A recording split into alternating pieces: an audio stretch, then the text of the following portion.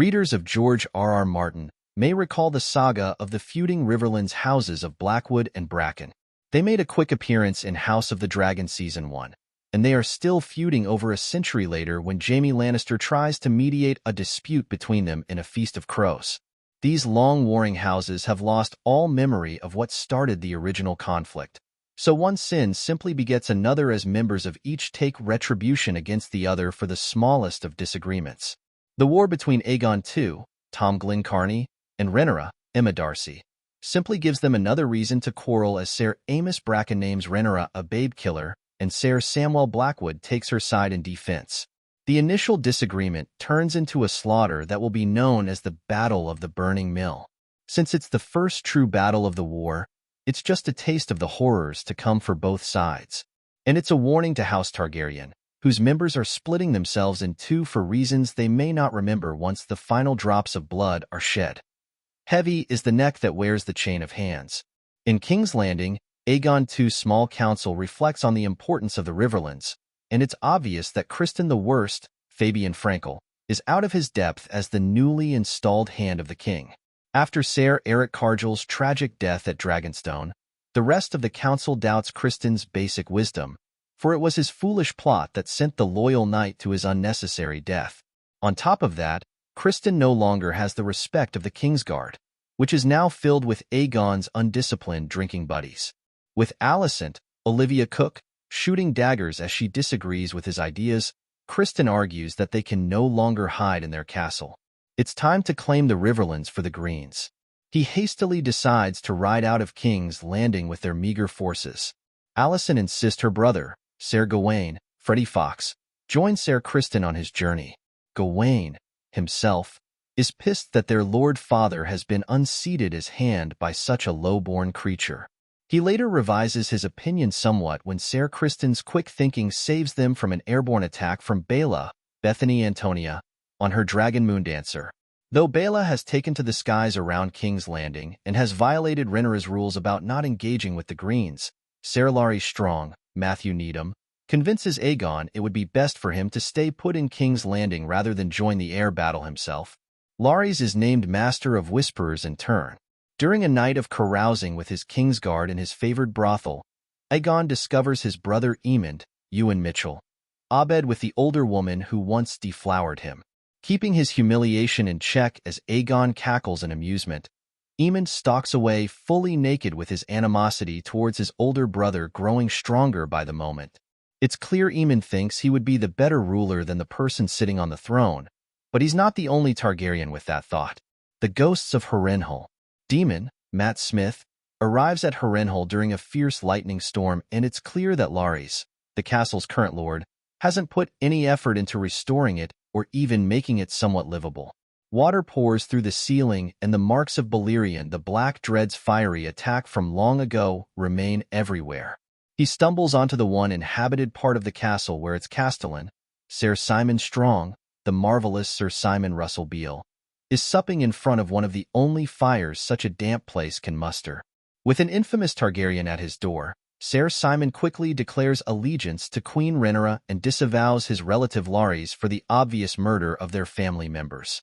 Daemon is wisely wary of being poisoned by Ser Simon and corrects the latter when he addresses him as Prince. It's Your Grace now, and it's pretty clear that if Daemon gets to King's Landing before Rhaenyra does, he may very well take the throne for his own. But if there is one thing Harrenhal is known for, it's the ghosts that haunt its halls. Daemon has a vision of Rhaenyra sewing on Prince Jaehaerys' head before a fire. The vision packs all the more punch since he sees his wife in the form of young Rhaenyra's Millie Alcock, who makes a surprise guest appearance in the episode.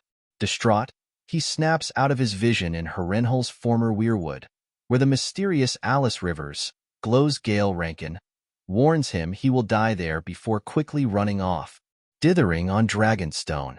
As Rhaenyra and Rhaenys, Eve Best, attend to the burials of Ser Eric and Ser Eric Cargill on Dragonstone, the Queen That Never Was points out that Otto Hightower, Rhys Ivens, never would have planned something so rash as Ser Eric's suicidal task. She advises that King's Landing is being ruled by hotter tempers now. As the two debate an appeal to Alicent, Rhaenys utters the first of her great quotes in the episode, There's no war so hateful to the gods as a war between kin, and no war so bloody as a war between dragons. With Demon gone and Corlys, Steve Toussaint, tending to the repair of the sea snake, Rhaenyra's small council is filled with the Dithorers of Dragonstone, as Corlys terms them. Rhaenys eyes the squabbling with increasing displeasure, giving the council a stern warning once Rhaenyra departs. The council would do well to remember that the queen wears the crown of my grandsire, Jaehaerys the Conciliator, a prudent ruler, the wisest of Targaryen kings, whose reign outlasted every other, even Aegon the Conqueror's. All of Rhaenys' scenes remind the viewer that if the Great Council had named her heir instead of Viserys, she could have been one of Westeros' great rulers.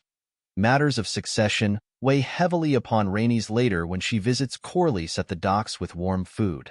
She suggests that Rhaena, Phoebe Campbell, be named heir of Driftmark over Joffrey Valerion, but he won't take her seriously since Rhaena is both dragonless and knows nothing of the sea.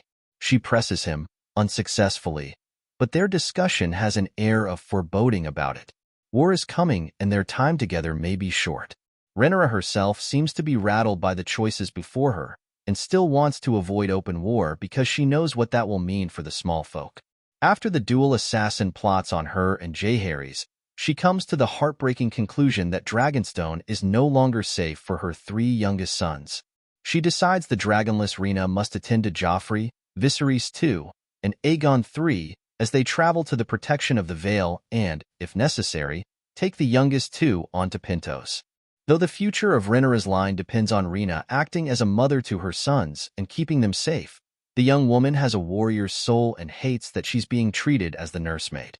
But Rhaena relents, and Rhaenyra sends her off with not only the children, but dragon hatchlings Tyraxes and Stormcloud and 4 dragon eggs.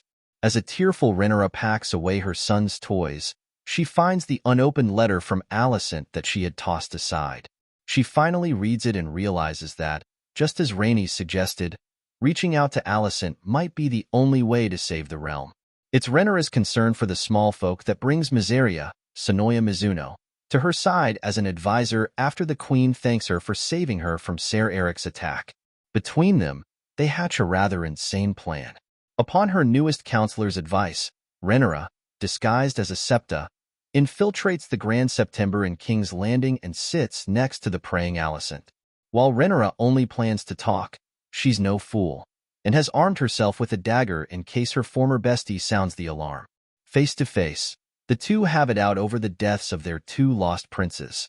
As Alicent slings insults her way, Rhaenyra protests she had nothing to do with Jaehaerys' death, which Alicent finds hard to believe. Rhaenyra, for her part, cannot believe that her father would have named Aegon his heir after he reaffirmed his belief in her on the very night of his death.